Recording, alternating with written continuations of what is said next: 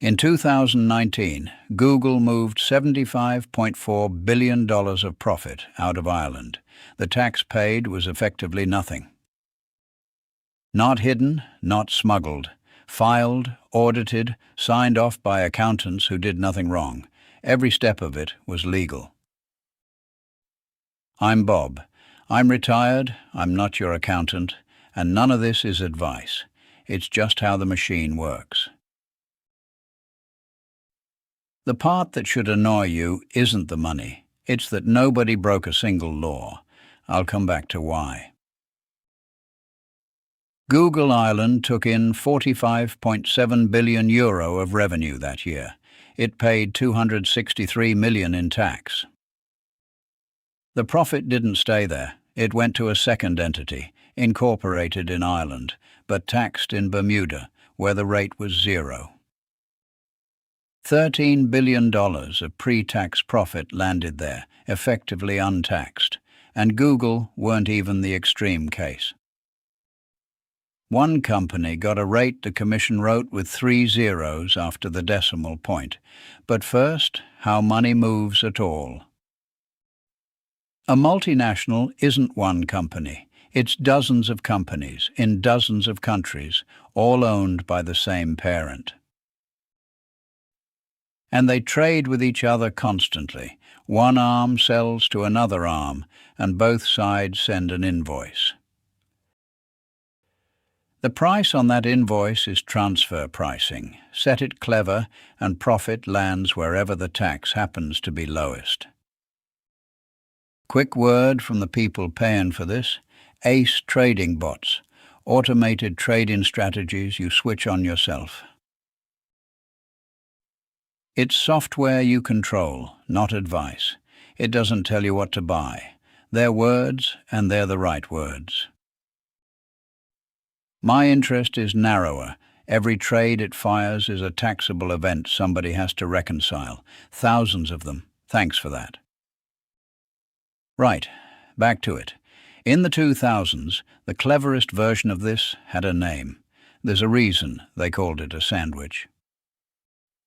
2 Irish companies on the outside, a Dutch one in the middle. Profit went straight through all 3. One piece you can use later. Layer 1. An Irish company selling to customers right across Europe. That's the one with the staff and the offices. Layer 2. A second Irish company that owns the intellectual property, the brand, the code, the patents, the valuable part. The selling company pays the owning company a license fee to use it. That fee eats most of the profit. The owning company was incorporated in Ireland but managed from Bermuda, so Ireland didn't treat it as Irish for tax. Stateless, not taxed where it was registered, not taxed where it was run. That was the design, and it was permitted. The Dutch company in the middle dodged an Irish withholding tax on payments heading out to a haven. Google alone routed almost €16 billion through that Dutch structure in a single year. Now Apple, whose story ends with a government in court, fighting not to be handed €13 billion. The Commission calculated Apple's Irish profits were taxed at 0.005%, €50 per million. And notice what's generating all that profit. Nothing you can touch. A factory is easy to tax. It's bolted to the ground. A brand isn't. A logo, a recipe, a piece of software. You can own it anywhere and charge anyone to use it. So you move the ownership somewhere with low tax, then charge your own shops a royalty for using it. The shops make almost nothing. The company owning the logo makes a fortune. Same business, different postcode for the profit. Starbucks in Britain is the cleanest example ever produced. Queues out the door, and somehow it could not turn a profit. By 2012, it had sold over $4.8 billion in Britain and paid $14 million in corporation tax. Since 1998, in the 3 years before that hearing, it had paid absolutely nothing at all. The losses came from royalties to other parts of the same group, money left before it ever became profit. None of it was fraud. That's precisely the problem, and it took 140 countries to do anything about it.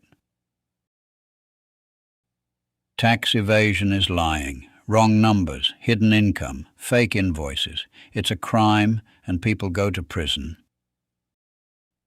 Tax avoidance is arranging real things so the law charges you less, ugly sometimes, but it's using the rules, not breaking them. Every structure I've described was built by lawyers who read the rules more carefully than the people who wrote them.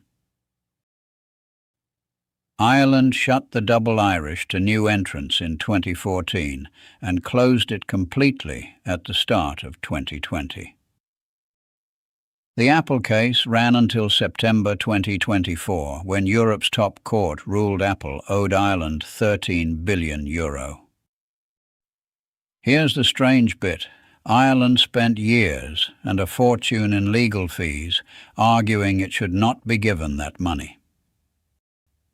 Because the low rate was the product, 13 billion once, against decades of multinationals choosing to headquarter there. Then came the global minimum tax, 15%, agreed through the OECD, so a haven rate just gets topped up elsewhere. It's working partly, but an estimated $1 trillion of profit still shifted into tax havens in 2022. Now close to home, where the numbers look damning until you actually read them, the Australian Tax Office publishes the lot. 4,110 big companies, 28% of them paid no tax at all. That's the headline every year. Most did nothing wrong. Companies pay tax on profit, not revenue. So here's the one thing you can actually use, and it isn't a Bermudan holding company. Structure before scale. Every giant here decided where profit lands before they had any. Most decide after. Next time, Enron.